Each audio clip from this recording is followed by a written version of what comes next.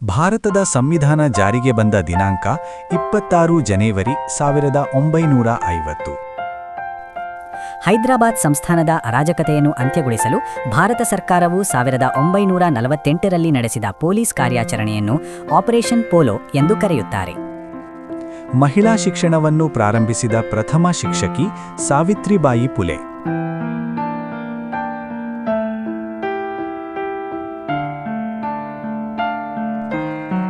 ಭಾರತದ ಮಹತ್ವದ ಕೇಂದ್ರೀಯ ಸೇವೆಗಳು ಭಾರತದ ವಿದೇಶಾಂಗ ಸೇವೆ, ಭಾರತದ ಅಂಚೆ ಸೇವೆ, ಭಾರತದ ರಕ್ಷಣಾ ಸೇವೆ ಇತ್ಯಾದಿ.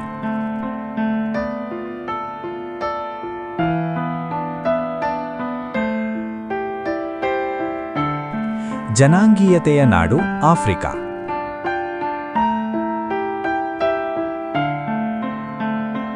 ಸ್ತ್ರೀ ಪುರುಷರ ನಡುವೆ ಭೇದಭಾವ ಮಾಡುವುದು ಲಿಂಗಾಧಾರಿತ ಅಸಮಾನತೆ.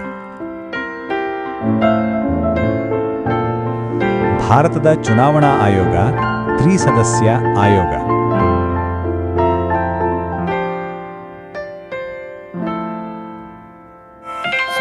ಸರ್ಕಾರ ಸ್ಥಾಪಿಸಲು ವಿವಿಧ ಪಕ್ಷಗಳು ಮೈತ್ರಿಕೂಟ ರಚಿಸುತ್ತವೆ.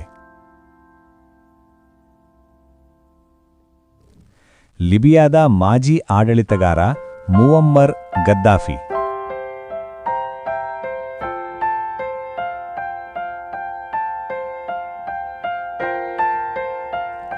ಪ್ರತಿಭಾವಂತರು ಹೆಚ್ಚಿನ ಸೌಲಭ್ಯ, ಹಣ ಮತ್ತು ಗೌರವಕ್ಕಾಗಿ ವಿದೇಶಗಳಿಗೆ ಹೋಗುವುದನ್ನು ಪ್ರತಿಭಾ ಪಲಾಯನ ಎಂದು ಕರೆಯುತ್ತಾರೆ.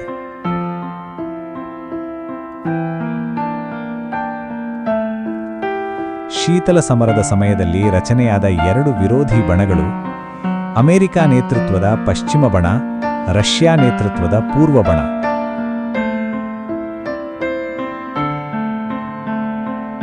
ಪಂಚಶೀಲ ಒಪ್ಪಂದ, ಭಾರತ ಮತ್ತು ಚೀನಾ ನಡುವಿನ ಒಪ್ಪಂದ.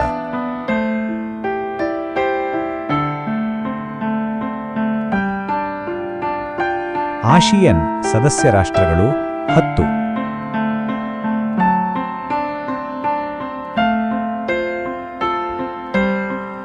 ಅಲಿಪ್ತ ಚಳವಳಿಯ ಪ್ರಮುಖ ನಾಯಕರು ಪಂಡಿತ್ ಜವಾಹರ್ಲಾಲ್ ನೆಹರು ಮತ್ತು ಗಮಾಲ್ ಅಬ್ದೇಲ್ ನಾಸರ್.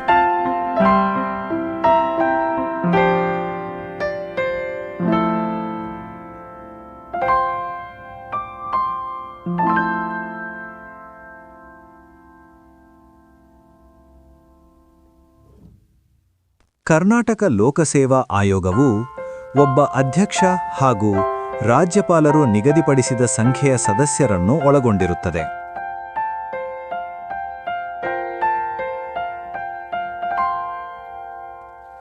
ಭಯೋತ್ಪಾದನೆಗೆ ಕಾರಣಗಳು, ಪ್ರತ್ಯೇಕತಾವಾದಿ ಚಳುವಳಿಗಳು, ಧಾರ್ಮಿಕ ಮೂಲಭೂತವಾದ, ಈಶಾನ್ಯ ಭಾಗದ ಜನಾಂಗೀಯ ಸಮಸ್ಯೆಗಳು, ದುರ್ಬಲ ರಾಜಕೀಯ ವ್ಯವಸ್ಥೆ, ಆರ್ಥಿಕ ಅಸಮಾನತೆ.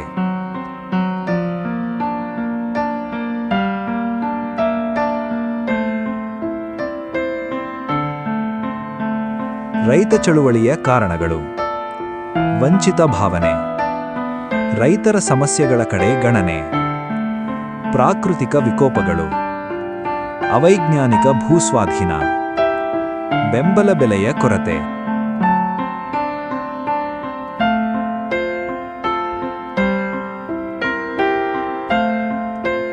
ಧರ್ಮ, ಭಾಷೆ, ಜಾತಿ, ಪ್ರದೇಶ ಮುಂತಾದ ಗುರುತುಗಳ ಆಧಾರದ ಮೇಲೆ ರಾಜಕೀಯ ಮಾಡುವುದನ್ನು ಅಸ್ಮಿತೆ ರಾಜಕೀಯ ಎಂದು ಕರೆಯುತ್ತಾರೆ.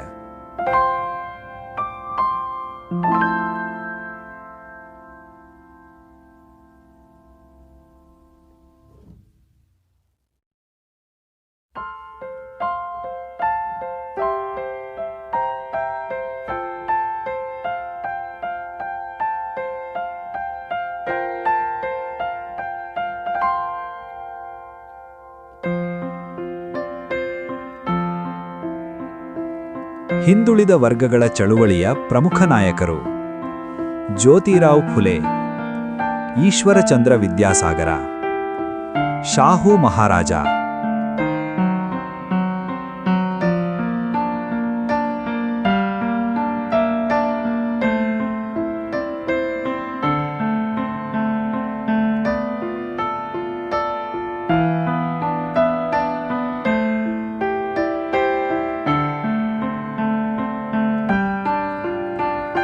ಗ್ಲಾಸ್ನೋಸ್ತ್ ಎಂದರೆ ಮುಕ್ತತೆ.